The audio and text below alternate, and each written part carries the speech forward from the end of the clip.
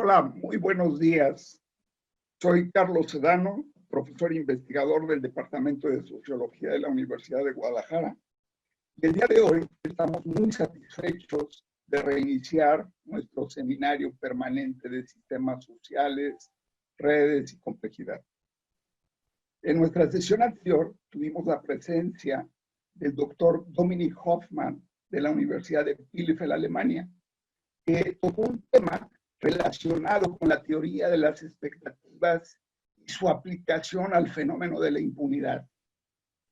El día de hoy tenemos el privilegio de contar con la presencia del doctor Edgar Guerra, profesor investigador del programa de política de drogas del CIDE, Centro de Investigaciones y Docencia Económica, con sede en Aguascalientes. Edgar es doctor en Sociología por la Universidad de Bielefeld, Alemania, y maestro en Sociología Política por el Instituto Mora. Sus líneas de trabajo se encuentran en el campo de la sociología de los grupos armados, de los movimientos sociales y la política de drogas. Es, por supuesto, miembro del Sistema Nacional de Investigadores Nivel 1. Es, además, autor de varios libros, por ejemplo, Los bárbaros de la globalización, que es un estudio sobre la criminalización y represión de las movilizaciones altermundistas. También ha escrito varios artículos y ensayos, work papers, sobre, por ejemplo, investigación sobre grupos de autodefensas, organizaciones criminales y comunidades rurales. Ha escrito también sobre movimientos sociales en el contexto de la guerra contra las drogas. Es muy prolífico, muy joven, muy brillante. La exposición que nos ofrecerá Edgar es La improbabilidad del orden social criminal, lineamientos de investigación desde la teoría de sistemas. La exposición tiene como objetivo general delinear una propuesta teórica para investigar desde los sistemas sociales la emergencia contingente del fenómeno criminal y sus distintas formas de organización. Creo que la presentación es suficiente. Quisiera indicar, por favor, a todos los que nos están escuchando, que todas sus dudas o preguntas pueden formularlas en la parte de comentarios de Facebook. Edgar, con mucho gusto, se encargará de responderlas. Sin más palabras, cedo la palabra al doctor Guerra. Muchas gracias. Muchas gracias. Buenos días a todas y a todos. Buenos días a mi colega, especialmente al colega Carlos Sedano. Quisiera agradecerle su generosidad por estas palabras que con las que me acaba de presentar y sobre todo por este espacio tan prolífico también en la discusión sobre teoría de sistemas y además que tantas expectativas yo creo que ha creado, construido para muchos de nosotros y de nosotras que nos gusta el tema de la teoría social y sobre todo en esta visión de hacerlo también teoría social en la investigación empírica. Muchas felicidades por el seminario, colega Sedano, Carlos, y muchas gracias por la invitación. Para mí es el honor, en verdad, estar aquí en este seminario, compartir un poco del trabajo que he estado realizando durante los últimos meses, años, en este tema del crimen organizado desde una perspectiva sistémica. Es una presentación que he elaborado en aras de ser un poco más didáctico, más claro en los planteamientos, mejor dicho. He elaborado una presentación en PowerPoint que me permitiré compartirles a ustedes, pero sin duda alguna voy a estar al pendiente para las preguntas o comentarios que se hagan a través de Facebook. Y bueno, pues espero que sea una sesión interesante para todos ustedes y sobre todo no muy aburrida. Bueno, entonces, sin más, voy a compartirles esta presentación. Nada más, permítanme un segundo.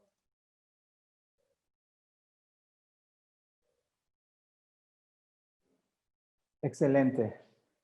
Y bueno, sí se está viendo. Bueno, entonces la presentación se llama, y la charla de hoy se llama La improbabilidad del orden social criminal, lineamientos de investigación desde la teoría de sistemas.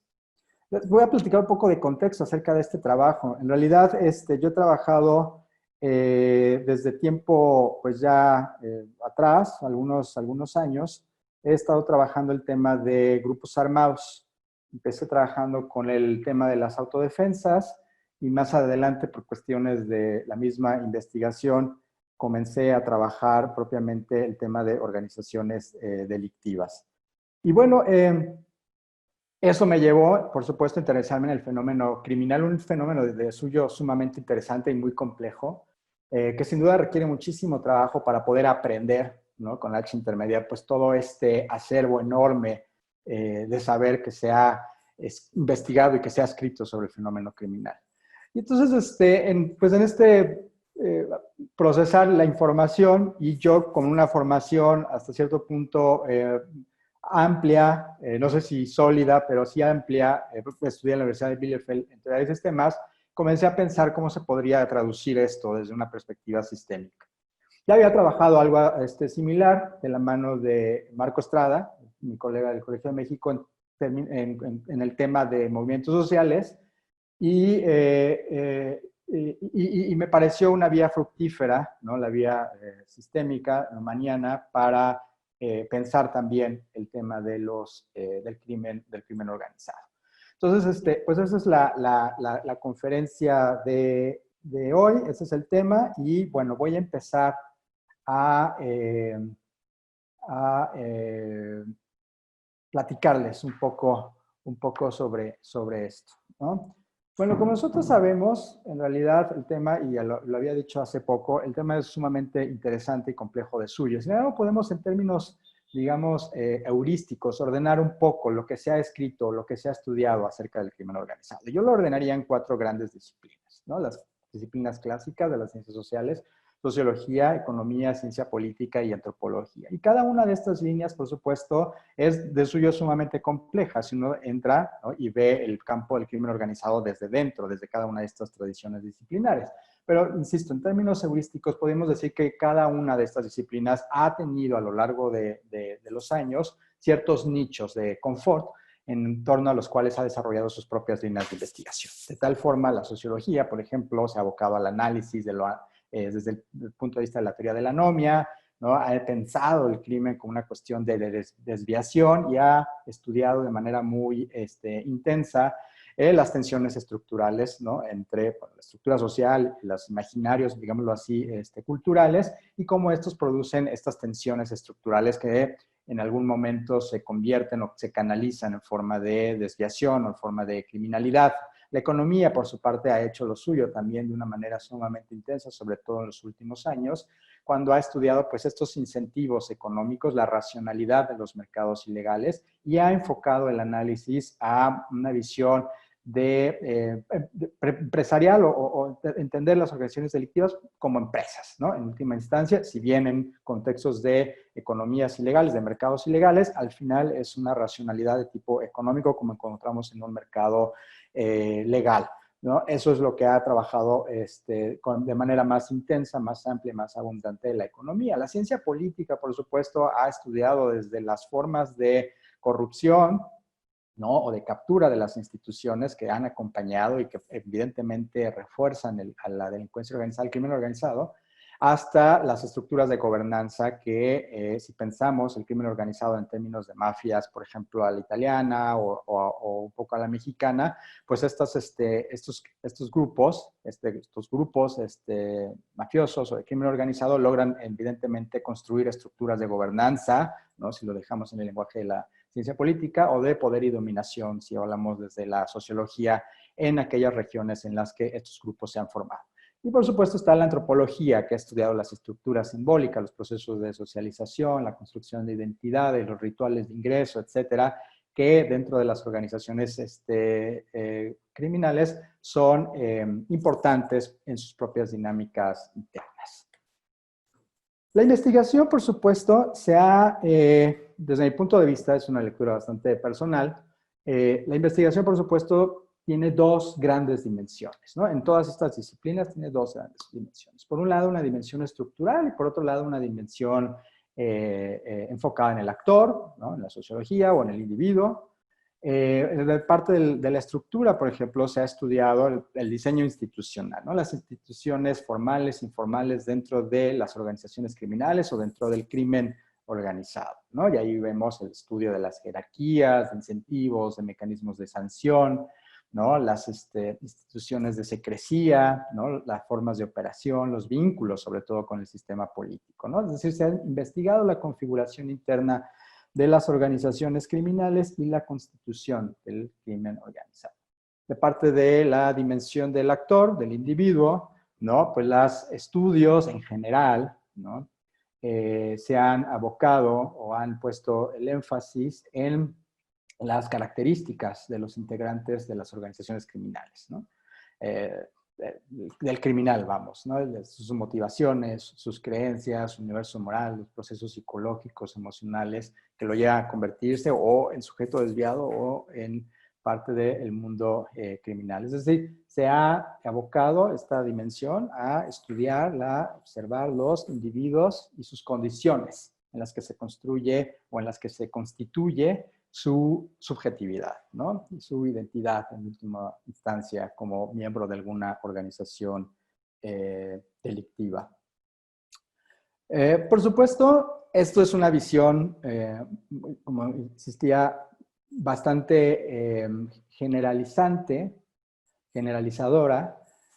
La realidad es que los estudios son más complejos y hoy en día, debo decirlo, hoy en día cada vez son más complejos, ¿no? En algún momento las mismas ciencias sociales, y esto ha ocurrido en todos los temas de investigación, las mismas ciencias sociales han cada vez más acercado su mirada hacia las otras disciplinas y han buscado de alguna u otra manera integrar, ¿no? Los saberes, los conocimientos de la ciencia política, de la economía, de la antropología, de la sociología en un ánimo unificador o en un ánimo, digamos, de de construcción multidisciplinar del conocimiento. Y hoy en día, por supuesto, pues no solamente vemos estudios que abordan el fenómeno criminal desde la sociología o de la ciencia política o desde la antropología y la economía, ¿no? Haciendo combinaciones bastante interesantes, sino que también lo hacen desde distintas posiciones teóricas, ¿no? A veces abrevan de las teorías del crimen propias del estructural funcionalismo, algunas otras más de la ciencia política, etc.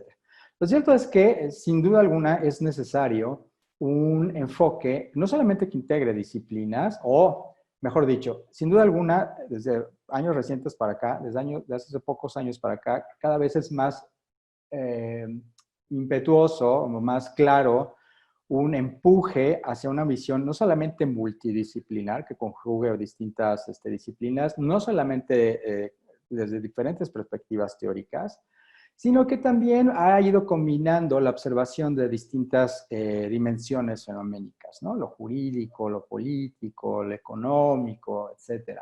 De igual manera, se han estudiado cada vez más, ¿no? Los distintos niveles fenoménicos que están implícitos dentro del mundo criminal, es decir, el individuo, las familias, los grupos, las redes, las organizaciones, incluso sus vínculos con los sistemas de la sociedad como la política, el sistema jurídico, del derecho, etc. Entonces, hay pues ya un ánimo multidisciplinar de abordar de una manera más compleja un fenómeno de suyo, insisto, sumamente complejo, ¿no? El análisis del crimen organizado desde la perspectiva de la teoría de las organizaciones, por ejemplo, ha contribuido muchísimo en esta misma dirección, ¿no? En donde ya vemos no solamente análisis multidimensionales, donde se habla del aspecto económico y cultural, sino también multiniveles, ¿no? Donde se identifica o se analizan los individuos, se analizan las estructuras organizativas, se analizan los vínculos con la política, con las instituciones, etc. Sin embargo, y esta es mi perspectiva, muchos de estos estudios aún hoy en día están elaborados o están pensados desde lo que llamo un lenguaje de primer orden, ¿no?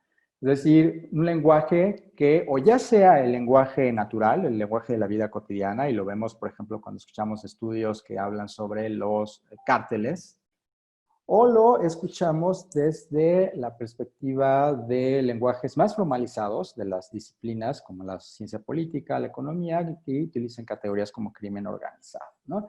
Pero sin duda alguna aún es muy fuerte el anclaje a este lenguaje de primer orden, que, déjenme decirles, tiene una carga ontológica y normativa sumamente fuerte, ¿no? Sumamente fuerte y desde el punto de vista sistémico, desde la sociología que quiero aquí proponer, inadmisible también, ¿no? Ontológico, ¿por qué? Porque, bueno, pues los fenómenos, el fenómeno del crimen en sí mismo, aparece pues como un fragmento del mundo, como una realidad en sí misma, ¿no?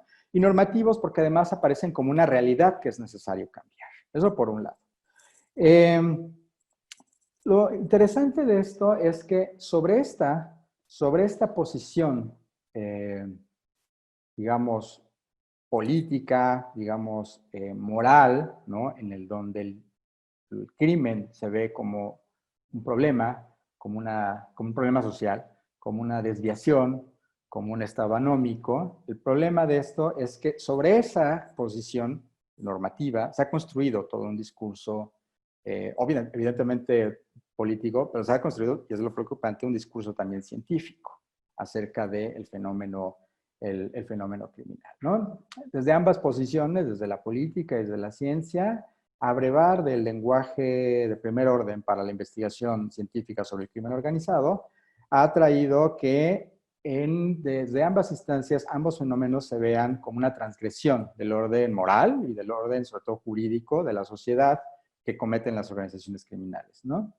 Y además, lo interesante es que se estructura toda una narrativa a partir de esta visión, ¿no? Una narrativa en donde las organizaciones criminales, por ejemplo, ¿no? Y las fuerzas del orden, las policías, son los protagonistas de una gran historia de una épica incluso, ¿no? En el que el crimen, ¿no? O los bienes ilícitos son el objeto de la discordia y la moral pública y una supuesta moral pública y un supuesto bien común son las principales víctimas de esta batalla entre la distinción moral por excelencia del bien y el mal, ¿no?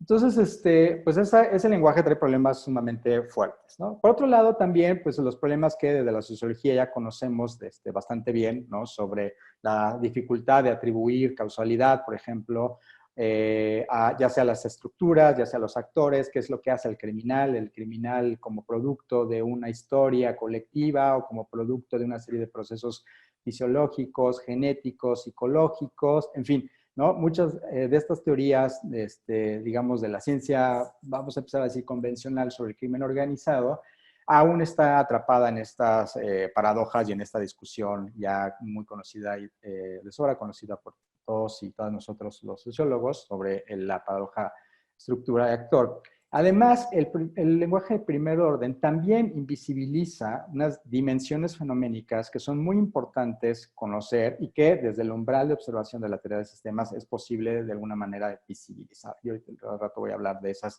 dimensiones fenoménicas, ¿no?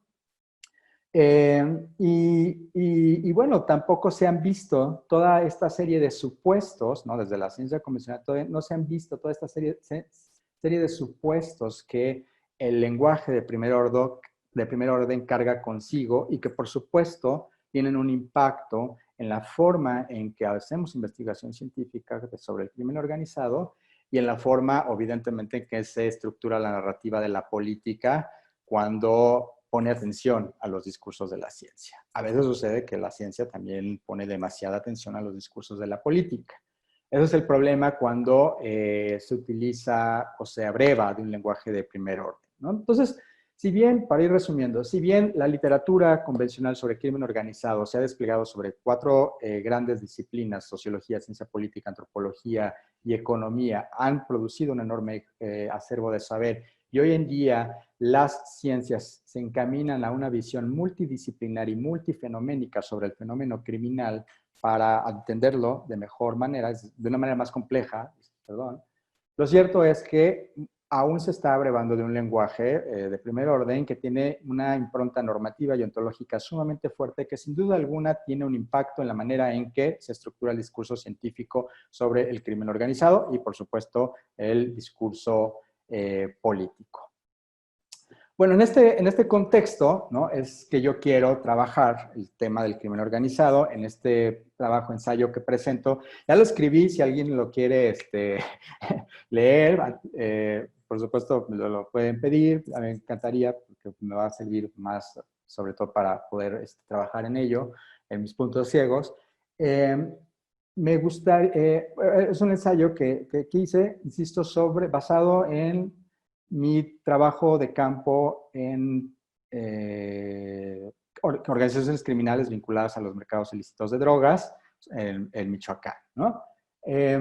Y bueno, lo que quiero aquí hacer es finalmente pensar, ¿no? Esta tradición de la teoría de sistemas de Niklas Luhmann, ¿no? Porque sobre todo nos permite renunciar a una serie de supuestos que están detrás, un poco ya los enuncié, además de que nos aporta un lenguaje distinto para observar y pensar y estudiar, por supuesto, el fenómeno criminal, y nos permite visibilizar toda una serie de dimensiones fenoménicas que, desde mi punto de vista, no quedan claras en la literatura anterior, ¿no?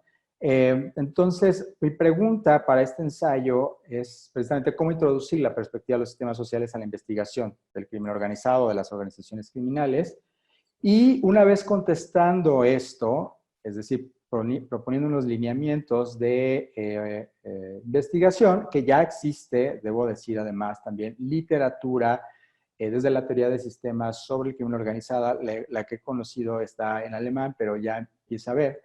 Y sobre todo, una vez contestando esta pregunta teórica, entonces sí ver en términos empíricos qué rendimientos y funciones societales aportan las organizaciones criminales, ¿no? Entonces, el objetivo es justo delinear una propuesta de investigación sobre el crimen organizado y las organizaciones criminales desde el punto de vista de la teoría de sistemas. Voy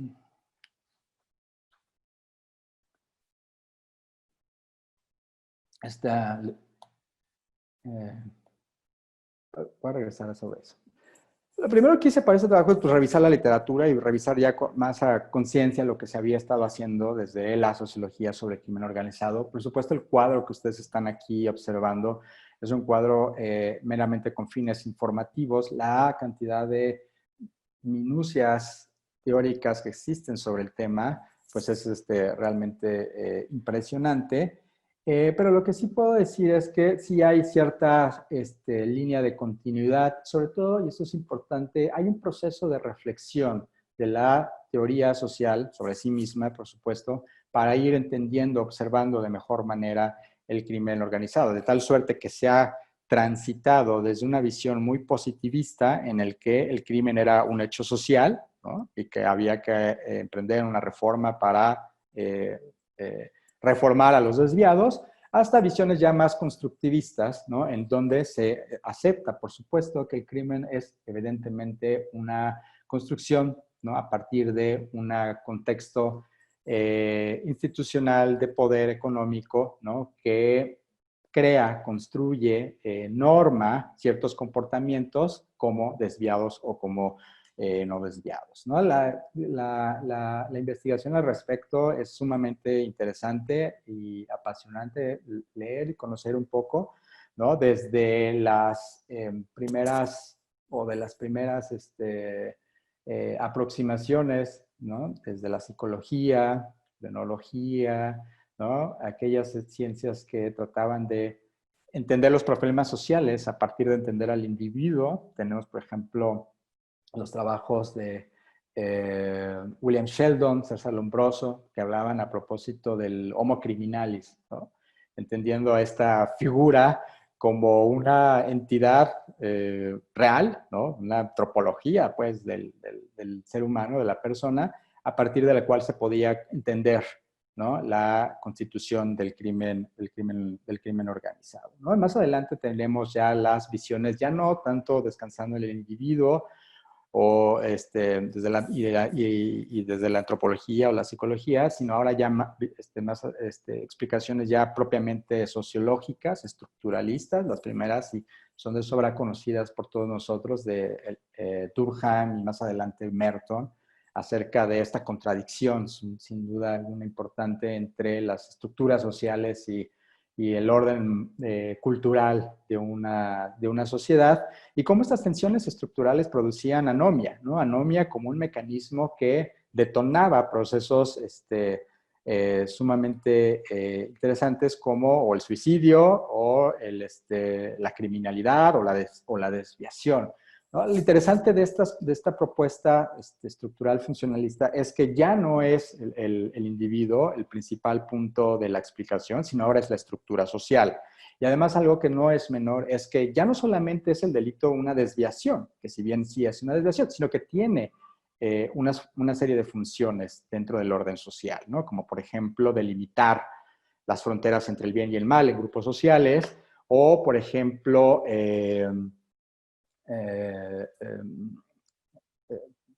producir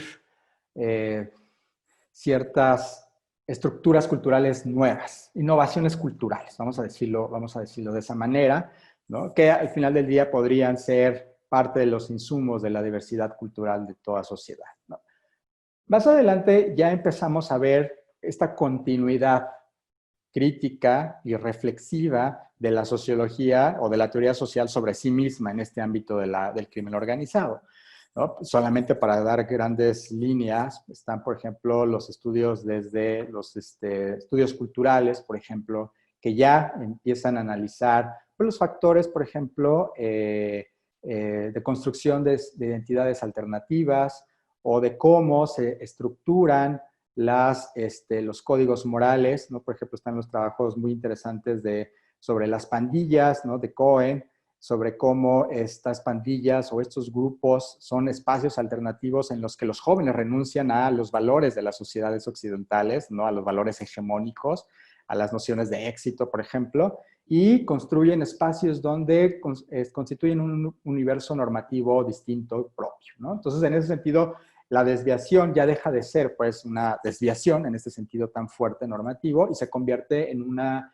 parte de esa diversidad cultural, ¿no? O, por ejemplo, los estudios sobre cómo en la prensa se construye el fenómeno del crimen precisamente en un ánimo de reforzar los códigos morales de una sociedad, ¿no? Entonces empieza ya a desmitificarse, digamos, hasta cierto punto también a desnormativizarse, si se me permite decirse esa expresión, la idea de crimen, ¿no? Y sobre todo también a desontologizarse como algo que está ahí per se, sino que es algo que depende de los contextos. Más adelante vamos a ver a toda la tradición desde la microsociología, desde la que abreva del interaccionismo simbólico, ¿no? Que tienen Becker, por ejemplo, su principal exponente, y que conocemos como las teorías del etiquetamiento social, ¿no? Y cómo esta idea del crimen, pues es en realidad una asignación, ¿no?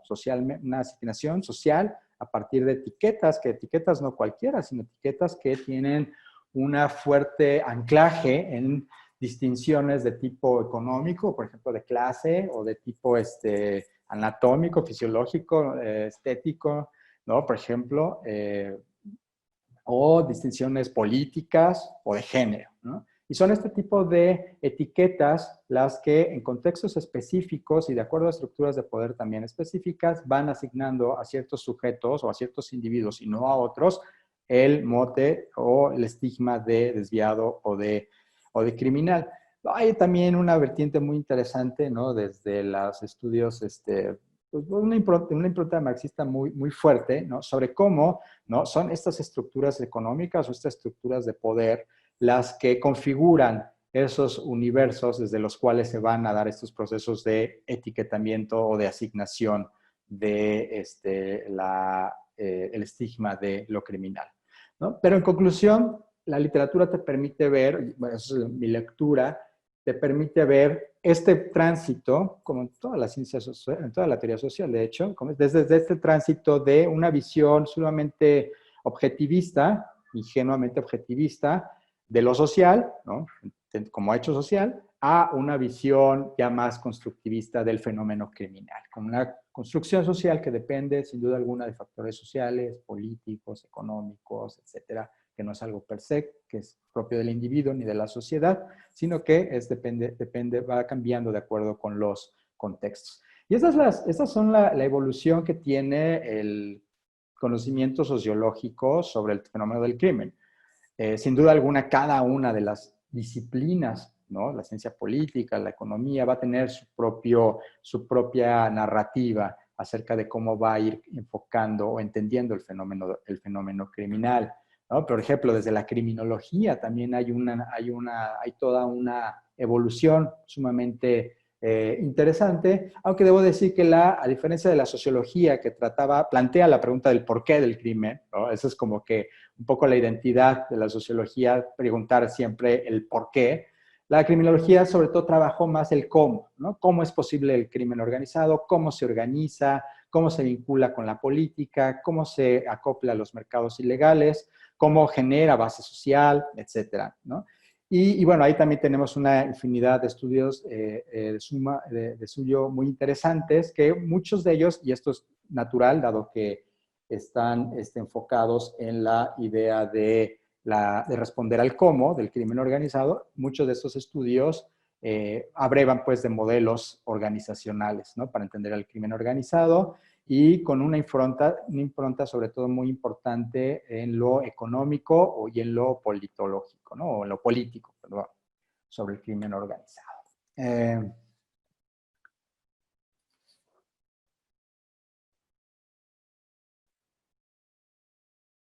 Bueno,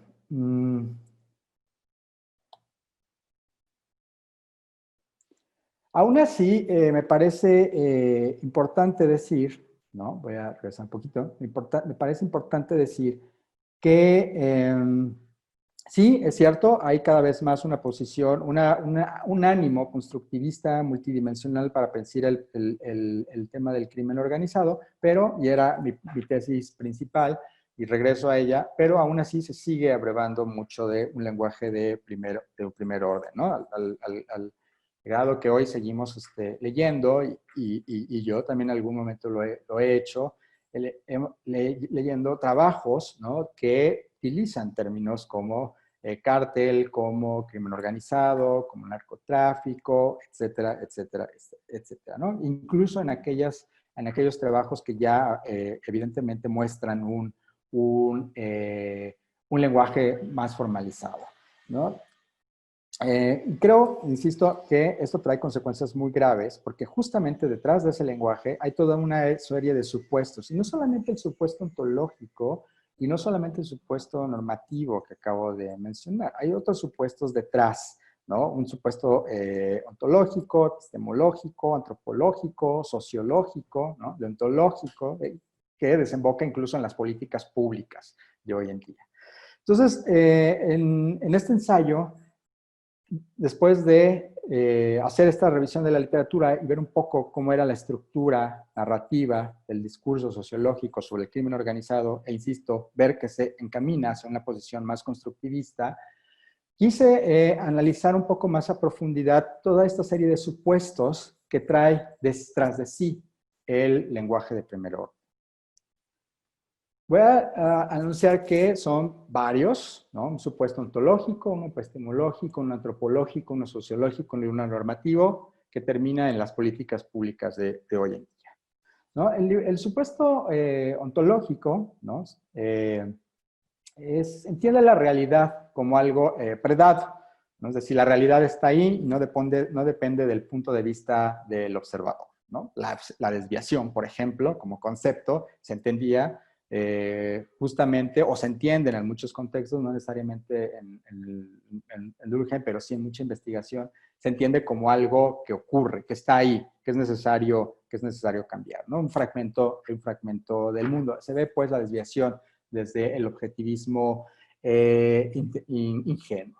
Esto trae consigo, evidentemente, un impacto muy fuerte en el siguiente supuesto, ¿no? Imaginemos que estamos en una especie de arqueología y entonces hay una serie de sedimentos donde lo ontológico es el sustrato más profundo de la investigación científica sobre el fenómeno criminal, y si el sustrato ontológico es una posición sumamente objetivista del mundo, pues entonces esto va a tener evidentemente un impacto en el nivel superior, que es el nivel epistemológico. Si lo real es real y está ahí enfrente, luego entonces es necesario una posición objetiva, ¿no? Libre de prejuicios, de valores, para observar esa realidad, ¿no? Y lo cierto es que la investigación hoy en día se hace desde un punto de vista bastante empirista, objetivista, ¿no? Se piensa que a partir de una serie de instrumentos, normalmente de carácter cuantitativo, aunque hay también estudios cualitativos que parten de esta visión ontológica y objetivista del mundo, y está bien, ¿no? Digo, simplemente estoy enunciando cuáles serían las consecuencias de cada una de estas,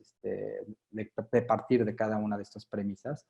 Esto evidentemente trae un impacto en que pues, los diseños de investigación, ¿no? Se basan sobre todo en la construcción de indicadores, muchas veces indicadores sumamente ortodoxos, inamovibles, que permiten medir justamente eso que se ve como un fenómeno objetivo, un fragmento del mundo inamovible, ¿no? Entonces, la visión ontológica trae consecuencias en la visión epistemológica, ¿no? La visión objetivista trae consecuencias en una toma de postura empirista para hacer el estudio del fenómeno, el fenómeno criminal, ¿no? La política pública actual, por ejemplo, bueno, alguna parte de la que se hace, no toda, por supuesto, pues justamente abreva, ¿no? De esta perspectiva epistemológica, ¿no? En el que se diseñan trabajos cuantitativos, construcción de base de datos, construcción de indicadores para finalmente la toma de decisiones, ¿no? Y se arman sus propios armaciones teóricos ahí, sin duda, muy interesantes, muchos muy importantes, ¿no? De parte, pues, de esta idea de entender describir el mundo, observarlo empíricamente y transformarlo. Sobre estas dos dimensiones, la ontológica y la epistemológica, se levanta, ahí está un poco mal, debería ser después del mundo de conocimiento, ¿no? Se levanta la visión antropológica, ¿no? Aquella que trata de lo humano. Y es muy curioso porque normalmente, evidentemente, no se anuncia de esa manera, pero si nosotros hiciésemos un análisis muy profundo sobre las ideas del ser humano que están detrás de cada uno de nuestros estudios, me voy a empezar a incluir para que no se escuche esto como una... si se analizasen las visiones del ser humano detrás de cada uno de nuestros estudios, vemos que una gran parte de los estudios parte de visiones sumamente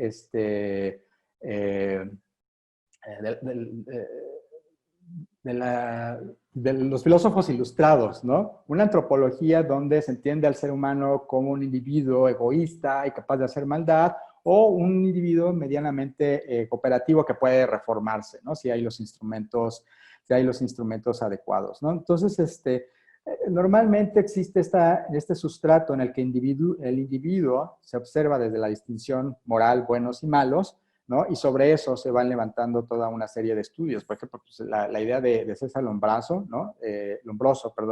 ¿no? Que trabajaba desde una posición empirista, por supuesto, ¿no? Hablaba ya del homo criminalis, ¿no? Esta idea del homo criminalis entendido como un constructo semántico que legitimaba su teoría genética del crimen. Entonces vemos las consecuencias que sí tienen, ¿no?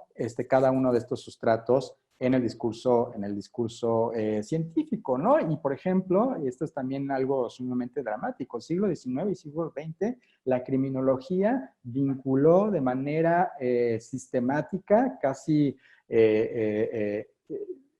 imposible de desarticular, ¿no? Vinculó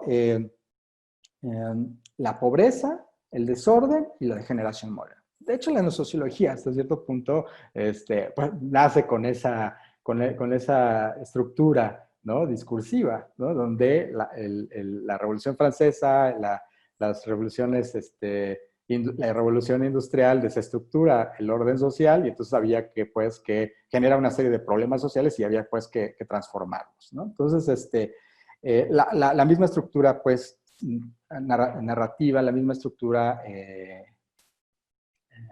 normativa y antropológica está hoy detrás de muchas de estas configuraciones. Y al final del día, nosotros, si vemos el discurso actual sobre el crimen organizado, y su impronta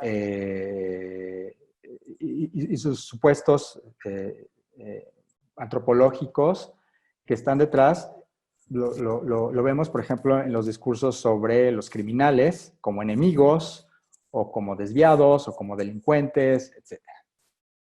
Bueno, hay otro nivel que se levanta sobre el nivel ontológico, sobre el nivel epistemológico y sobre el nivel antropológico, que es el nivel sociológico. Hoy en día muchos discursos sobre o estudios sobre el crimen organizado parten de la distinción, que es una de las distinciones madre en la sociología, comunidad y sociedad, ¿no? O sea, muchos, y ahí, insisto, me incluyo en todo, muchas de las visiones sobre el crimen, ¿no?, han partido de esta idea de entender el crimen como un problema de desestructuración del tejido social, ¿no?, de los vínculos afectivos, de los lazos solidarios, de la identidad común, ¿no? Junto a ello, además, se ha venido, y esto es parte de la estructura misma del discurso sociológico, junto a ello se ha venido dando también una visión normativa acerca de las bondades de la comunidad y las consecuencias perversas de la sociedad, ¿no?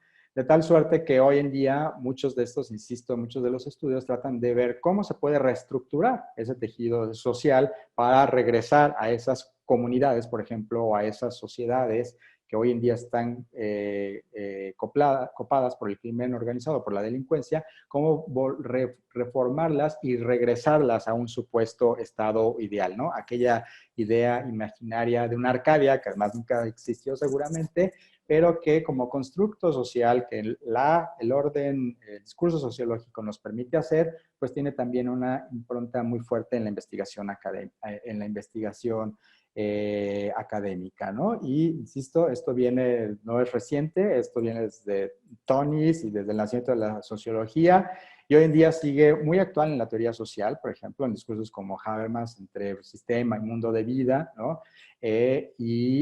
Insisto, este sustrato sociológico de la investigación científica sobre el crimen organizado, pues tiene un impacto en la manera en que entendemos el fenómeno, ¿no? Como una comunidad desestructurada en sus vínculos, en sus identidades, en sus solidaridades, y que por tanto crea las condiciones de probabilidad de constitución de la delincuencia. Y bueno, y sobre esto finalmente se levanta pues un nivel normativo, un nivel deontológico, quitemos eso ahí que dice Morales, ya tiene rato que lo puse, y bueno, ¿no? Parte del discurso sobre científico justamente entiende el fenómeno del crimen como un problema social que es necesario resolver, ¿no? Eso es, insisto, parte del discurso sociológico, ¿no? No hay nada que nos tenga que sorprender, no hay nada que nos tenga que avergonzar, ni mucho menos, ¿no?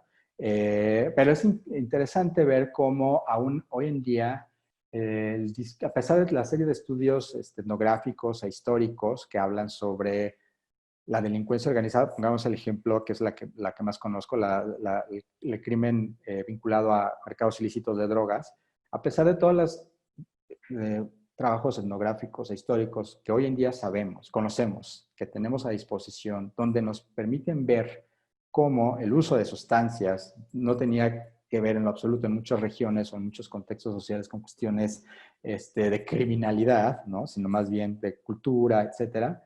A pesar de eso, sigue en el imaginario el tema de drogas, en mucha ciencia, como un problema que hay que trabajar de alguna u otra manera. Y junto con esto también, por supuesto, el tema de la violencia, etcétera, etcétera, etcétera, ¿no?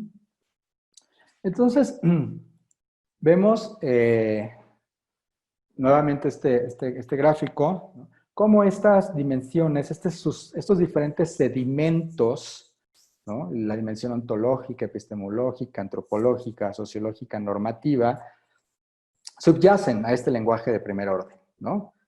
Y cuando refiero al lenguaje de primer orden, ya puede ser el lenguaje natural, ¿no?, al utilizar la palabra el cártel para hacer estudios, que sí hay, a un lenguaje más formalizado de utilizar el concepto de organización criminal, ¿no? Si nosotros vemos toda la serie de supuestos que hay ahí, pues evidentemente nuestro discurso científico, ¿no?, va a tener todas estas influencias morales, normativas sobre el fenómeno. No por casualidad, el discurso científico corre paralelo al discurso de la política sobre el fenómeno del crimen organizado. Hay que cambiarlo, hay que reformarlo. Estoy generalizando, hay por supuesto excepciones que confirman la regla. Bueno, entonces, tanto el discurso político como el científico se articulan a partir de racionalidades distintas, ¿no? Eso sin duda lo sabemos, ¿no? Sin embargo, tienen elementos muy comunes, ¿no? Estos sustratos antológicos, antropológicos, que al final del día nos llevan a visiones sumamente formalistas sobre sumamente contaminadas, ¿no? De política sobre el crimen organizado. Y pongamos dos ejemplos, la criminología y la política pública, ¿no?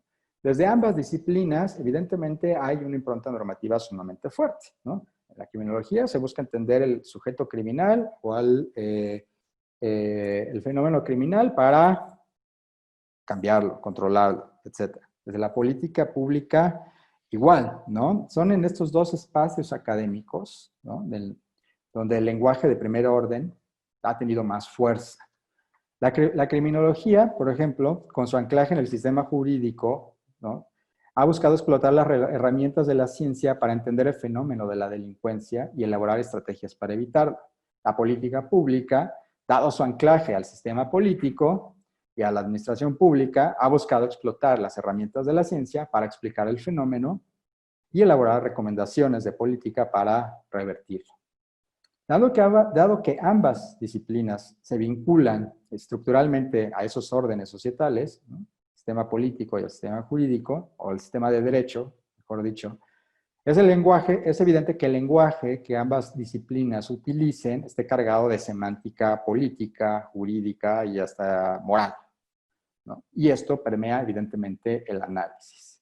Ahora, como he dicho, esto no tiene que ser motivo de alarma, ni mucho menos, ¿no? La función de ambas disciplinas es justamente incidir en el mundo, ¿no? Incidir desde lo jurídico, incidir desde la administración pública. Entonces, dejémoslas que estas disciplinas sigan su curso. Lo que yo quiero hacer es, más bien, a la sociología y hablar a la sociología sobre el fenómeno del crimen organizado para tratar de pensarlo de manera distinta y desvincularnos de este lenguaje de primer orden, que es propio de la criminología, de la política pública y que está bien, ¿no? Para empezar a elaborar desde la sociología hacia adentro una visión distinta, sistémica, sobre el fenómeno del crimen organizado, ¿no? De esta manera, buscar de alguna u otra manera, borrar todo signo de saber sospechoso que siempre resulta de esta politización del fenómeno de estudio, ¿no?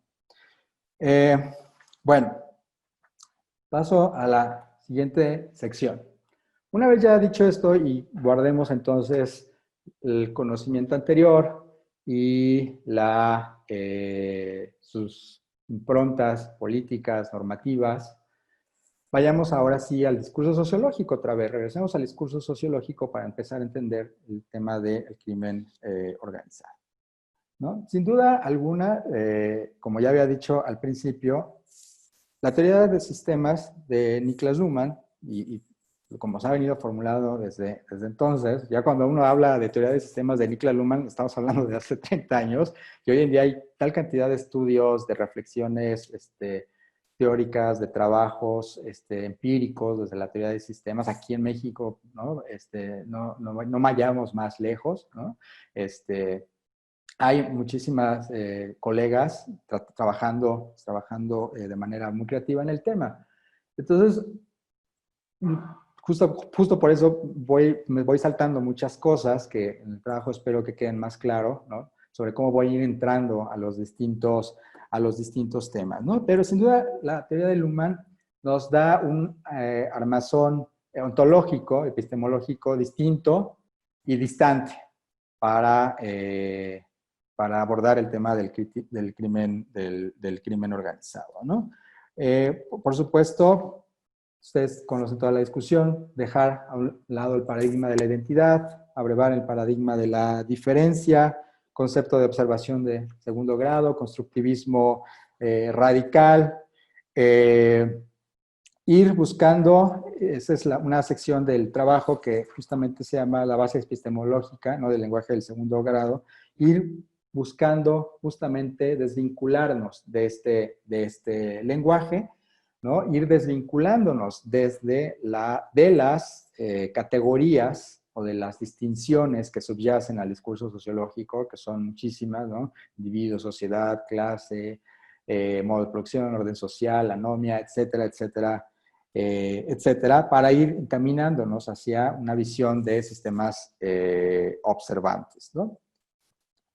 De tal suerte que la observación del fenómeno criminal no solo sea una propuesta de ruptura epistemológica, ¿no?, sino también de una nueva forma de abordar el estudio a partir de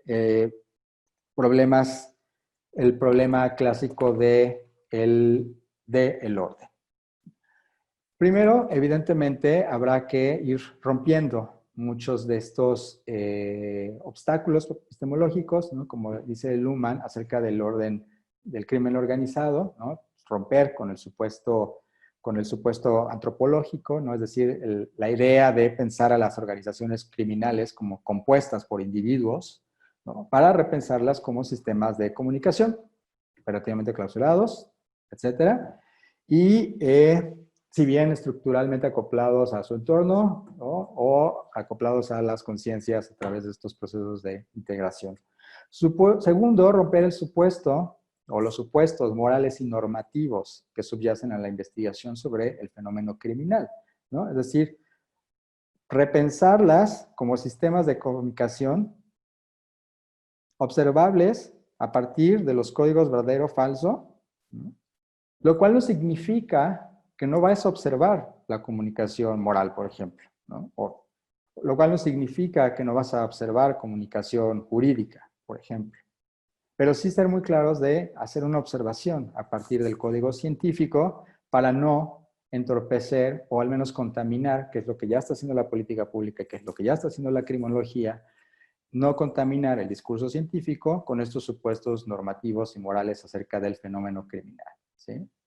Tercero es romper con el supuesto de que las organizaciones criminales constituyen una singularidad. Y esto es consecuencia de lo anterior, ¿no? Es decir, que son una desviación social, ¿no?, y pensarlas más bien como parte integrante de lo social y por tanto estructuralmente acopladas a los distintos sistemas de la sociedad moderna, la economía, la política, lo jurídico, y que además desempeñan funciones sociales, ¿no?, muy claras, o tienen rendimientos, pues, societales muy claros, ¿no? Y finalmente, romper con el supuesto de la realidad ontológica de las organizaciones criminales, ¿no?, y entenderlas como sistemas de comunicación que se diferencian de un entorno a partir de una distinción y que se reproducen a través de procesos que conllevan diferenciación funcional basados en la decisión como su principal operador, de medios de comunicación simbólicamente generalizados y medios simbióticos como violencia, miedo, así como dinámicas de inclusión y exclusión. Yo entré al tema, y me voy a ir apurando porque ya son las 12, yo entré al tema de la emergencia del orden social criminal a partir de el tema de la inclusión, exclusión en las sociedades funcionalmente diferenciadas, ¿no? Sabemos que los estudios empíricos se han roto la cabeza de tratar de entender justamente cómo es posible, cuáles son los incentivos que lleva a alguien, ¿no?, para ingresar al mundo del crimen, llamémosle así. En última instancia, cómo es posible, pues, ¿no?, la constitución de una organización criminal cuando todas las condiciones sociales están dadas para que esto no ocurra, ni mucho menos. Hay un orden jurídico que sanciona cierto tipo de delitos o los delitos, o menciona, pues, cuáles son los delitos. Hay unas estructuras, ¿no?, de persecución para quienes infringen estos códigos. Hay muchas veces toda una estructura moral ¿no? Que condena todas estas prácticas. Hay veces que no existen tampoco los grandes incentivos económicos para ingresar a una organización criminal y sin embargo ocurre, ¿no? Sin embargo, se constituye una organización criminal, un cártel, un grupo delictivo, se constituye este orden social criminal de alguna u otra forma. El tema del orden social, pues ustedes saben, ¿no? Allá es problema basal, pues, en la sociología, es un tema fundamental en la sociología, se ha tratado de múltiples maneras, ¿no? Simmel, Durkheim, Parsons, Luhmann, todos han tratado o aportado, ¿no? Reflexiones o han basado, ¿no? Su construcción teórica justamente para resolver dar respuesta a este tema, que sin duda tiene que ver con el problema de la doble contingencia. Y yo, insisto, lo abordo desde el problema de la inclusión-exclusión en el contexto de las sociedades en proceso de diferenciación funcional, ¿no? Como ustedes saben, la sociedad moderna se enfrenta a distintos tipos o distintos problemas sociales, ¿no? A saber, el problema de la producción y distribución de riqueza, el problema de la toma de decisiones, ¿no? El problema de la identidad, del sentido, el problema de la justicia, la elección de pareja, etcétera, etcétera. La sociedad en su evolución, ¿no? En su versión moderna, se ha justamente diferenciado en sistemas funcionales que aportan, ¿no? Buscan resolver estos problemas, ¿no? La economía, la política, la familia, ¿no? El sistema jurídico, el amor, ¿no? Todos con sus propias estructuras, expectativas, con sus semánticas, forman o permiten la constitución de sistemas como organizaciones, justamente con vamos a ponerlo, función de resolver estos problemas, ¿no? De tal suerte que tenemos pues, las organizaciones políticas, tenemos o la administración pública, tenemos a las empresas, tenemos a la iglesia, tenemos a la familia, tenemos los juzgados, etcétera, etcétera, que todos aportan justamente para resolver estos problemas que es el de la escasez o producción de recursos, etcétera. Sin embargo, cuando estas expectativas, ¿no? Son insuficientes, cuando fallan, y aquí estoy justamente hablando, ya haciendo reflexiones desde mi propio estudio de campo, ¿no? Que quizás debía haber un poco hablado al respecto antes de, porque si no, no estás haciendo sentido lo que digo. Mi trabajo de campo ha discurrido fundamentalmente en contextos de violencia, de tráfico, de producción de bienes de drogas, ¿no? En la zona de Michoacán, en la zona de Tierra Caliente específicamente, ¿no? Y entonces es ahí en donde, al no existir estas estructuras como las organizaciones de los sistemas funcionales de la sociedad moderna, pues evidentemente las dinámicas de exclusión son sumamente poderosas, ¿no? Y se constituyen equivalentes funcionales. Se constituyen equivalentes funcionales que vienen a sustituir, ¿no? En sus funciones, en la producción de riqueza y de su distribución, por ejemplo, ¿no? A las empresas o al mercado, vienen a sustituirlas estos grupos delictivos, ¿no? Es lo que llamamos en el lenguaje natural los cárteles. Una de las dinámicas centrales de las sociedades modernas es la distinción, inclusión, exclusión, ¿no? La función de esta distinción, de este mecanismo, es establecer los criterios que permiten a los individuos formar parte de la comunicación, es decir, parte de la sociedad.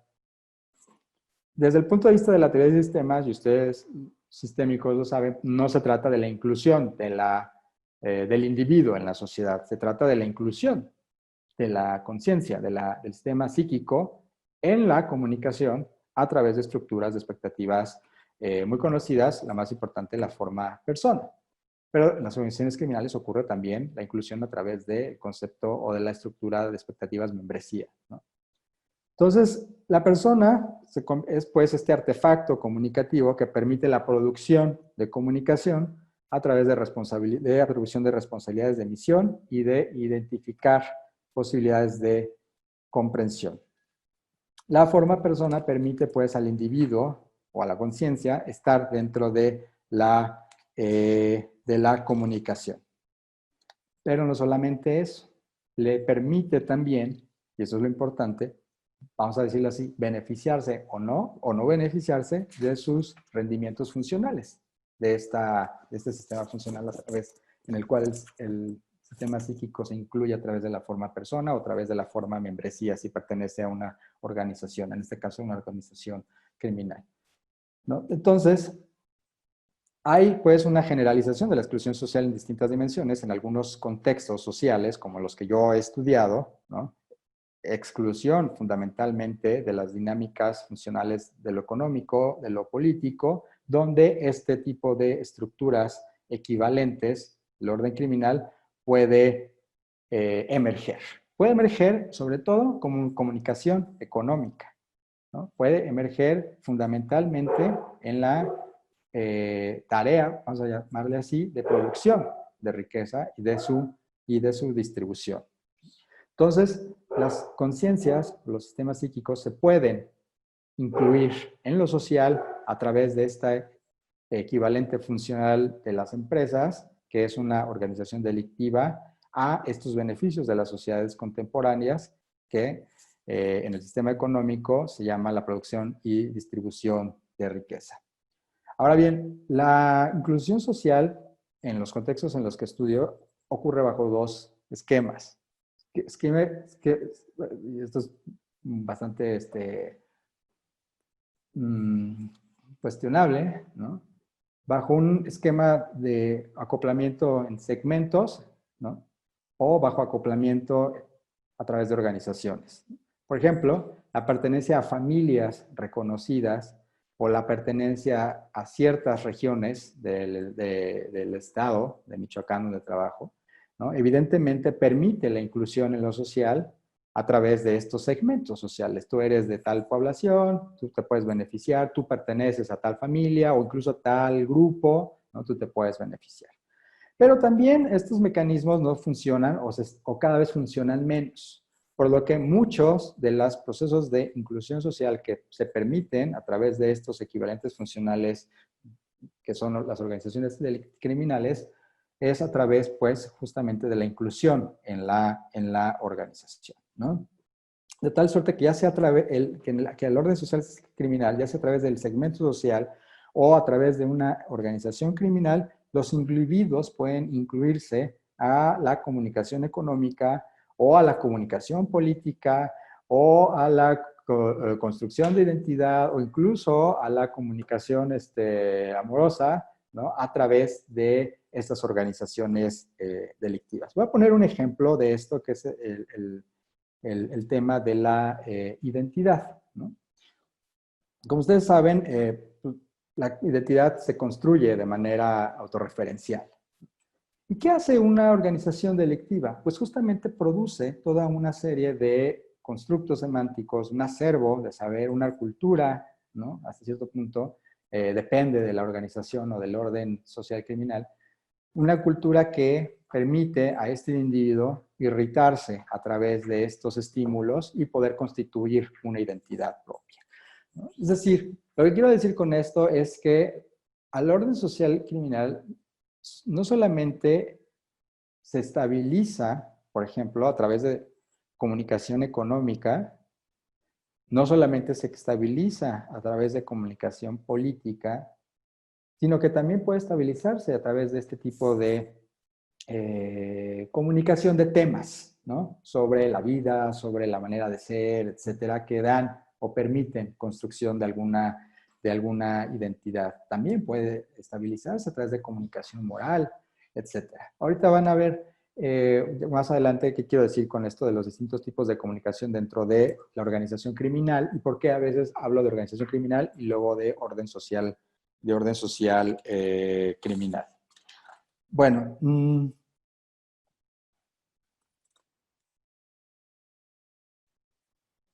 Entonces, la comunicación de temas, la comunicación económica, la comunicación política permite la socialización, ¿no?, de las conciencias en este acervo semántico de sentido, lo que significa una fuente de irrigación para las conciencias individuales. En los contextos de sociedades, bueno, voy a poner aquí un ejemplo un poco más elaborado de lo que estoy diciendo, ¿no? ¿Y a qué me refiero cuando una organización criminal, por ejemplo, la pienso como un equivalente funcional de distintas estructuras societales en distintos sistemas funcionales? Por ejemplo, cuando nosotros pensamos y por qué es importante en este trabajo entrar al tema de las organizaciones criminales desde el punto de vista de la teoría de inclusión-exclusión, ¿no? Como decía hace rato, una de las funciones del sistema económico es justamente resolver el problema de escasez de recursos, ¿no? Normalmente se hace a través del Estado, hoy en día ya más del mercado, ¿no? Pero la función es esa, producir riqueza y distribuirla, ¿no? A través de distintos medios, que es el dinero, bueno, el que era la propiedad, hoy el dinero, ¿no? Y desarrolla para eso estructuras que son organizaciones, que son esas instancias de solución, como el mercado en general y las empresas en lo particular. Cuando eso no ocurre en algunos contextos, se forman equivalentes funcionales. Una organización criminal que se constituye y se clausura operativamente bajo los criterios de la comunicación económica. ¿Sí? A veces cuando esto sale mal, aparecen efectos perversos, ¿no?, que llamo yo disfunciones. También ocurre que muchas veces estas organizaciones han generado toda una estructura de poder en las regiones, ¿no? Por eso los estudios de ciencia política se interesaban muchísimo en ver esta construcción de esquemas de gobernanza, porque en efecto hay comunicación política que se genera no solamente desde la organización, sino en todo el orden social criminal, que precisamente tiene el código de poder, no poder, es decir, de quién toma las decisiones y quién no. Antes, o en algunas regiones, se hacía a través de los gobiernos municipales, sobre todo a través de los caciques. Cuando esas estructuras empiezan a ser cooptadas por la comunicación económica de la delincuencia, del crimen organizado, esas estructuras empiezan a debilitarse, empiezan a ser capturadas y empiezan a ser sustituidas. No por casualidad, muchos de los contextos, sobre todo en México, pero también hay otros casos, en Italia, Colombia, estas organizaciones criminales lograron construir verdaderas estructuras de poder y dominación, ¿no?, en las que el líder criminal era el que tomaba las decisiones, no necesariamente vinculantes, o sí vinculantes para una parte, ¿no?, pero las decisiones que incluían a toda la colectividad, ¿no? En algunos casos, estas decisiones eran bien vistas, y en otros casos, cuando ya el sistema se pervierte, ¿no?, pueden ser tareas, puede ser de forma bastante autoritaria. Entonces, en el trabajo justamente analizo, ¿no?, cada una de estas dimensiones y voy haciendo apuntes de cómo las organizaciones criminales, en los contextos que yo he estudiado, son en realidad esos equivalentes funcionales a los problemas que los sistemas funcionales de la sociedad moderna tratan de resolver, pero que no han resuelto, ¿no?, y que por tanto emergen o permiten la estabilización de estas estructuras alternativas, ¿no?, las organizaciones criminales que sí están cumpliendo esas funciones. Ahí, por supuesto, hay cosas que faltan, es parte de la investigación. Como decía al inicio de la charla, esto es un ensayo, ¿no?, teórico de por dónde ir, al menos desde mi perspectiva, en el análisis del fenómeno criminal desde el punto de vista de la teoría de sistemas. Bueno, cuando hablo de organización y hablo de orden criminal, estoy hablando de distintas formas en que la comunicación se clausura. Se puede clausurar de manera bastante similar a las familias o a grupos, se puede clausurar como una organización. De hecho, la tendencia es constituir organizaciones, cuando hablamos del fenómeno criminal, lo que no significa que haya habido tiempo atrás una constitución, una forma social que era muy similar al sistema familia. De hecho, no por casualidad, en la semántica de los estudios sobre el fenómeno criminal, el término de mafia, ¿no?, tenía y tuvo una razón de ser sumamente fuerte, porque en efecto, este orden criminal pasa en su trayectoria evolutiva, no siempre necesariamente, pero pasa por la forma familia y llega a estabilizarse en la forma organización y de ahí puede construir lo que yo llamo un orden social que permite hacer que esa organización ya no solamente sea una organización que resuelve el problema de la producción y de la distribución de la riqueza a través de comunicación económica, sino que sea una organización que resuelve múltiples problemas. Y el caso, por ejemplo, de los Caballeros Templarios es muy ejemplar en ese sentido, ¿no? Porque justamente era una organización que en la familia, ¿no?, permitía resolver muchos de los problemas societales a los que los individuos en estos contextos se enfrentaban en su vida cotidiana, pero que al no existir las instancias sociales, digámoslo, entre comillas, legítimas para hacerlo, ¿no?, vieron en el orden criminal o la organización criminal un equivalente funcional idóneo para proseguir resolviendo o haciéndose cargo de estos problemas.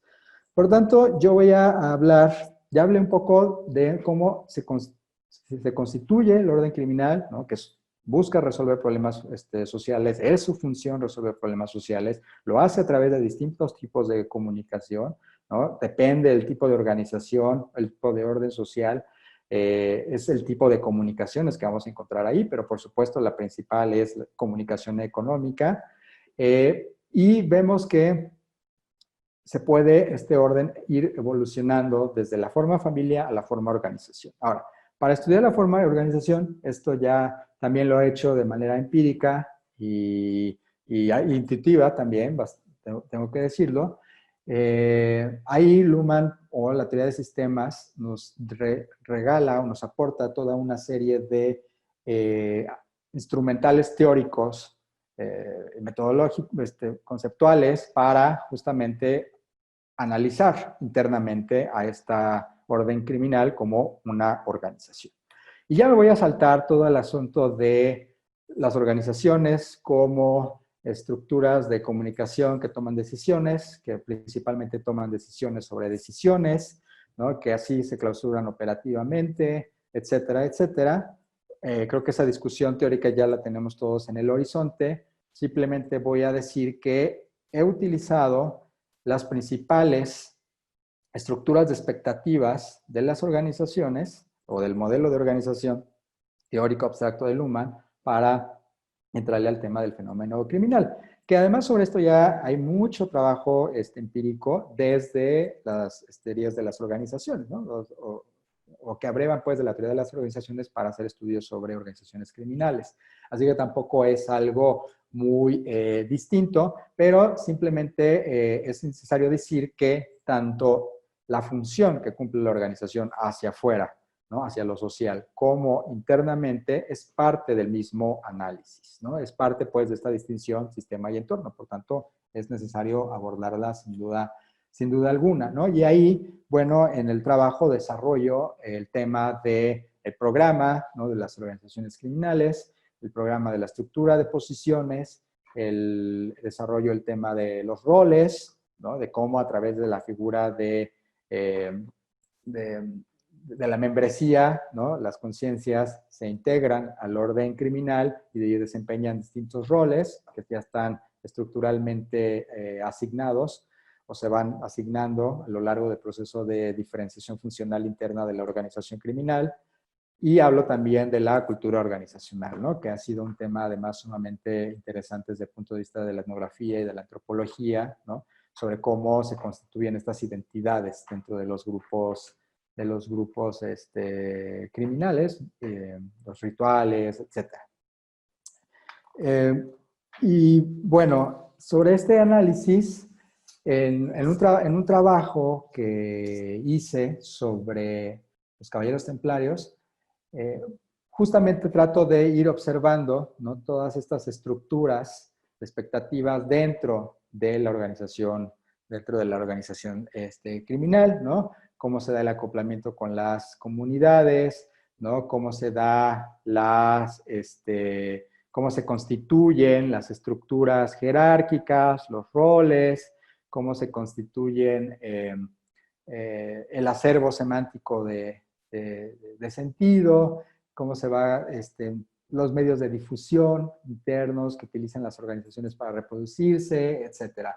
Son todas estas líneas, ¿no?, de investigación que desde la teoría de sistemas, junto con las funciones que desempeñan, se alumbran desde mi punto de vista de una manera distinta y que me parece son sumamente relevantes para incluir en la discusión sobre el crimen organizado. Bueno, esa es un poco la estructura de una organización de los Caballeros Templarios, justo que trabajé. Y bueno, ya es súper tarde, 12:18. Yo quisiera concluir, porque igual la discusión va a ser, o las preguntas van a ser muy interesantes.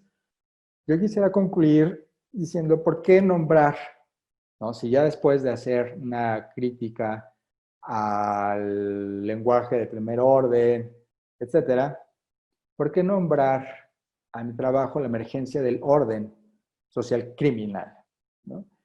Ya hemos visto que la investigación anterior, convencional, el lenguaje que abreva un lenguaje de primer orden, implica muchos supuestos que son inadmisibles pues, a la investigación, ¿no?, desde el punto de vista de la teoría de sistemas.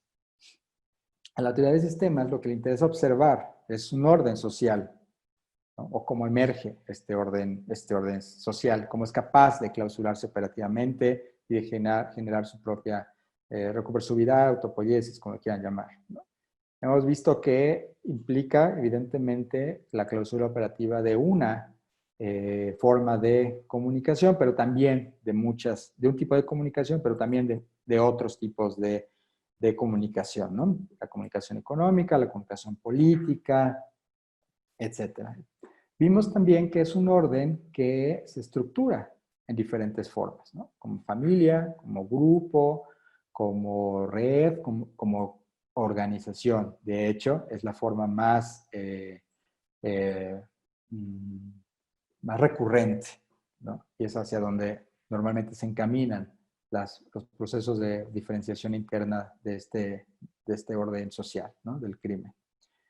Vimos que además se constituye como equivalente funcional para resolver distintos problemas sociales, ¿no? Ahora, lo que es importante decir es que es un orden cuya descripción y autodescripción se encuentra determinada por las comunicaciones del sistema del derecho, ¿no? Es decir, es ahí en el sistema del derecho y de la comunicación jurídica donde este orden social emergente adquiere los componentes semánticos que posibilitan esta descripción y esta autodescripción, ¿no?, que lo diferencian de la sociedad como un fenómeno criminal. Sin embargo, y creo que ha quedado muy claro a todos los que han hecho investigación sobre esto, la comunicación jurídica, ¿no?, es solo una de varias formas de comunicación que permiten la estructuración de este orden social al indicarlo como ilegal y al describirlo como delictivo. Curiosamente, tal comunicación, la jurídica, no es la más importante, si bien es la que permite las descripciones más visibles del fenómeno, la del delincuente y del fenómeno delictivo, y la del delincuente y la del fenómeno delictivo, ¿no? Es decir, no es la comunicación que clausura operativamente este orden, pero sí es la más importante para describirlo. Una descripción más, y esto es importante, que se ha construido sobre el fenómeno es la que surge desde la criminología. O sea, desde el sistema del derecho y desde la comunicación jurídica existe la descripción de delictivo, ¿no?, para describir a este orden social. Desde la criminología, ¿no?, es decir, desde esta ciencia, ha surgido otro constructo semántico lingüístico que también permite describirlo, ¿no? Que es justamente el concepto de criminal, no el de delictivo, que eso pertenece al orden jurídico, a la comunicación jurídica, sino el de criminal, ¿no? Dentro de este orden social, lo criminal, más que ser un tipo de comunicación, es una categoría lingüística, ¿no? Un artefacto semántico que surge en el contexto del sistema de la ciencia y en especial de una de sus estructuras, las ciencias criminológicas. Sin duda, la comunicación jurídica y el concepto de delictivo, ni la comunicación científica y criminológica y el concepto de crimen son los operadores, es decir, el tipo de comunicación que clausura operativamente el orden social que aquí nos interesa conocer. En este caso, la comunicación científica, cuyo código es la distinción verdadero o no verdadero, y la comunicación jurídica, cuyo código es la distinción legal y ilegal, permiten observar desde fuera, desde el sistema del derecho, desde el sistema de la ciencia, ese orden social y permiten describirlo hasta cierto punto, ¿no? Pero se podría decirse en términos estrictamente sistémicos que las organizaciones delictivas o las organizaciones criminales solo existen desde el punto de vista del sistema de derecho o desde la criminología. Desde el punto de vista del... si nos colocamos o nos posicionamos desde el punto de vista de observación del orden social que estamos analizando, es decir, desde adentro, ¿no? Veremos sin sorpresa que la comunicación económica y la comunicación política, junto con procesos de inclusión y exclusión, es lo que prima y lo que permite la clausura operativa de este orden, no la comunicación jurídica con el concepto de criminal, digo, de delincuente o delictivo, ni la comunicación criminológica, científica, con el concepto de crimen. Sin embargo, el lenguaje criminológico ha sido sumamente poderoso en constituir una descripción hegemónica de ese orden social gracias a la labor de los medios de difusión de masas como la prensa, la radio y la televisión. Es innegable, por tanto, que hoy en día el término criminal es una de las herramientas lingüísticas más poderosas y difundidas para describir ese orden social constituido por distintos tipos de comunicación.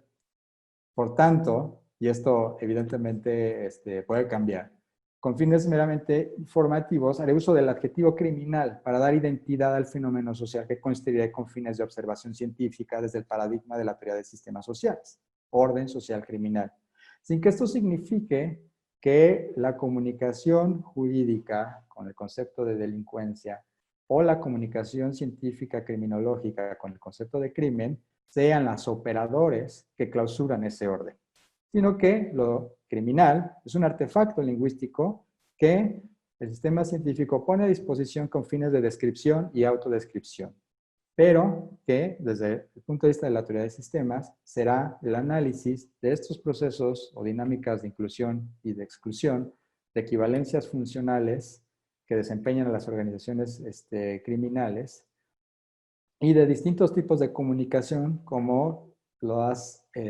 artefactos o los operadores que permiten la clausura de este sistema, lo que será el objeto de interés del análisis sistémico del fenómeno criminal. Y bueno, con eso yo termino la charla. Espero que no haya sido una charla un tanto caótica y ojalá haya por acá preguntas que pues, con gusto voy a responder.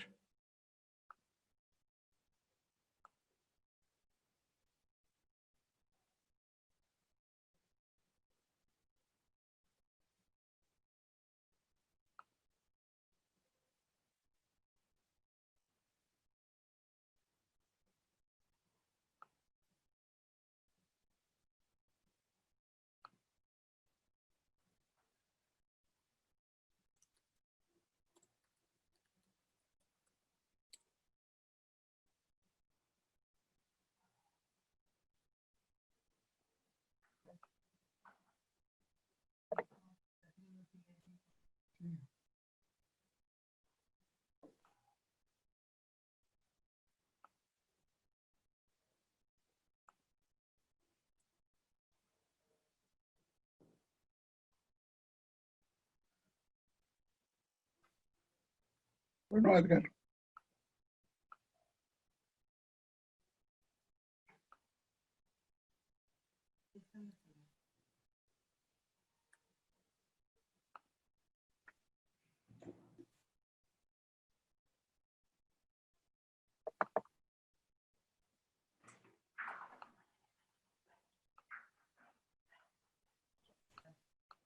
Hola, Edgar. Sí, creo Muchas que ya dejé de compartir, ¿verdad? sí, sí, gracias. Gracias. Edgar, muchas felicitaciones por tu exposición. Me parece extraordinaria y sobre todo me parece que problemas complejos que nos pasan en nuestro país no pueden ser hoy por hoy, no pueden tener una respuesta simple, tienen que tener una respuesta compleja. Y me parece que precisamente tu exposición toca el punto de la posibilidad de describir y explicar de manera compleja estos fenómenos. Por el lado de preguntas, observo que un especialista en redes como es Giovanni Algarra Garzón, que está presente en la exposición, que hace una pregunta relacionada con la distinción entre lenguaje de primer orden o a qué te refieres cuando hablas de lenguaje u observación de primer orden. Pregunta, observo con respecto al segundo orden. En redes, ¿qué te refieres cuando hablas de lenguaje u observación?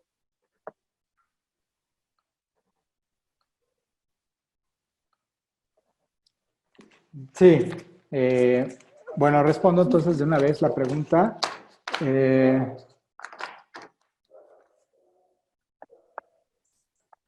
Por lenguaje de primer orden, estoy entendiendo aquellos artefactos lingüísticos, conceptuales, que nos permiten observar o construir una realidad, en este caso el fenómeno criminal, con fines de investigación científica, por supuesto, pero también con fines de conversación en la vida cotidiana. El lenguaje de primer orden, desde mi punto de vista, tiene dos dimensiones. El lenguaje natural, ¿no?, que es el que utilizamos todos los días en la vida cotidiana para referirnos a este universo que llamamos lo criminal, y el lenguaje más formalizado de ciertas disciplinas como la economía, la ciencia política, que también tienen sus propios constructos lingüísticos para referirse al fenómeno criminal. Voy a poner dos ejemplos. Desde el punto de vista del lenguaje natural, es muy común cuando hablamos sobre el crimen, y en el contexto mexicano, además, utilizar términos como sicario, términos como cártel, términos como narcotráfico. Esos son los conceptos, los artefactos lingüísticos con los que nos manejamos en la vida cotidiana todos los días, todas y todos los mexicanos normalmente. Porque los escuchamos en los medios de comunicación, porque los vemos en la tele, en la prensa, los oímos con nuestros compañeros, etc. Este lenguaje es evidente, tiene una carga semántica particular, ¿no? Por tanto, las ciencias han tratado de construir sus propios lenguajes más formalizados, ¿no? La sociología, la ciencia política, la economía, la antropología han desarrollado sus propios conceptos para referirse a este fenómeno de lo criminal. Difícilmente un trabajo sobre el crimen va a utilizar conceptos como cártel. Difícilmente un trabajo académico, pero puede ocurrir, ¿sí? Normalmente van a utilizar términos como crimen organizado, etcétera, etcétera. Hay muchos conceptos desde un lenguaje formalizado para entender este universo que se llama el crimen. Sin embargo, y esa es mi posición, tanto uno como otro contienen diferentes supuestos ontológicos, normativos, epistemológicos, etcétera, etcétera. Fue un poco lo que desarrollé a lo largo de la primera parte de la exposición.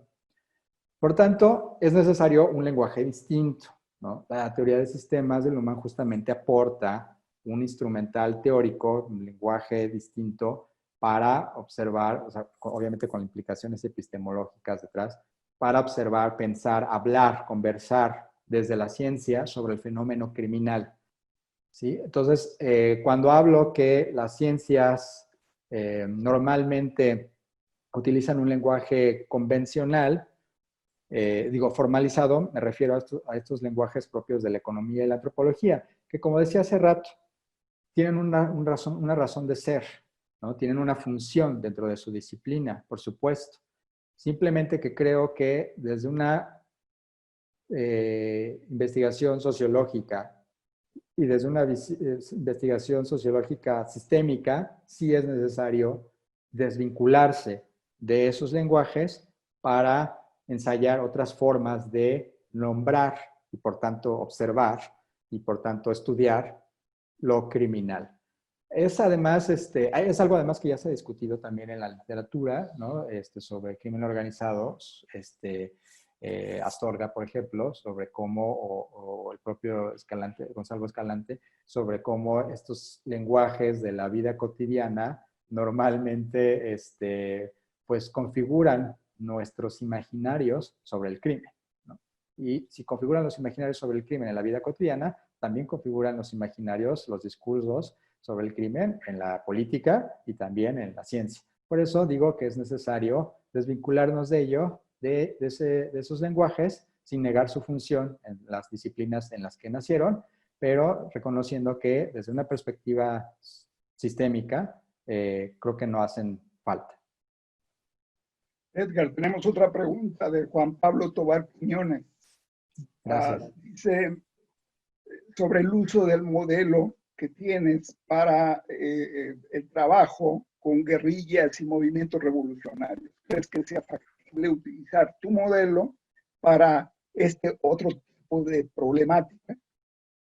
Pues mira, yo creo que más que decir mi modelo, es un modelo lumaniano, interpretado, reinterpretado o reapropiado desde mi experiencia en campo para tratar de observar este fenómeno de los grupos armados. Sin duda alguna, yo lo utilicé para hablar sobre las autodefensas. No soy el único, lo están haciendo otros colegas más. Ustedes, como ustedes saben, en su arquitectura, en su edificio teórico, Luhmann dejó un poco descuidado el tema de protesta, movilización, ¿no? Que de alguna u otra manera impacta en el tema de movimientos armados, sin duda, y que se ha venido desarrollando no solamente en Alemania, sino que también acá en México, por ejemplo, en movimientos de protesta con Strada. Para el tema de movimientos armados, yo, como decía, lo he utilizado para el tema de autodefensas. Entonces, sin duda alguna, o sea, mi posición es que Luhmann se puede utilizar para todo, ¿no? O sea, y eso creo que todos lo tenemos que reconocer. Y creo que el reto es saber cómo vamos a ir reapropiándonos de ciertos conceptos, de algunos fragmentos del edificio teórico para empezar a repensar los temas que hemos venido trabajando desde la teoría convencional y reformularlos de una manera distinta, sistémica, luhmanniana. Entonces, más que decir, mira, mi modelo sirve, es cómo podrías tú pensar, colega, desde tu experiencia empírica, esa misma experiencia empírica desde el punto de vista de la arquitectura conceptual luhmanniana, ¿no? Y seguramente va a ser muy fructífero para tu trabajo. Bien. Edgar, una última pregunta muy relacionado con todo esto. Es ¿por qué seleccionaste a Luhmann para hacer esta investigación? Habiendo tantos autores en sociología, ¿por qué la obra de Luhmann te pareció importante? Sí, bueno, ahí van desde evidentemente los caprichos individuales, y yo creo que más allá de los caprichos individuales, creo que tiene que ver evidentemente con la manera en que te vas apropiando de la teoría social. Yo no soy un experto en teoría social, pero como todo sociólogo la he leído, la he asimilado, y la teoría social, desde mi punto de vista, te lleva a Luhmann, ¿no? La teoría social de los años 80, ¿no?, te lleva definitivamente a Luhmann. No solamente porque justamente él reformula todos los temas que se habían dado en la teoría social, sino que nos permite ver desde mi punto de vista el punto ciego de la teoría social anterior. Entonces creo que más allá de los caprichos individuales, y cuando me refiero a caprichos individuales, me refiero sobre todo al gran reto intelectual que implica conocer la teoría social de Niklas Luhmann. Creo que ese reto intelectual es una de las empresas de vida que no cualquiera, a la cual no deberíamos de renunciar nadie. Y cuando entras a ese tema y lo asumes y logras salir, no sé si bien librado, pero logras salir más o menos de ahí, no puedes ser más que lumaniano en tu manera de entender el mundo. Desde mi punto de vista, y esto es algo que le digo siempre a mis estudiantes, la teoría no es teoría, es una manera de vivir. Creo que desde Luhmann no solamente vivo sistémicamente, si eso es posible, pero al menos sí pienso así mi mundo y mi vida cotidiana, y no puedo, insisto, pensar ya socialmente desde otro paradigma. He tratado de utilizar, por supuesto, otras marcos teóricos. Por ejemplo, hace poco hice algún trabajo sobre activismos culturales desde la teoría de Pierre Bourdieu, y trabajé el concepto de campo, que tampoco está así como que muy alejado de Luhmann. Ahí está, por ejemplo, lo que ha escrito Carlos Galindo, Jorge.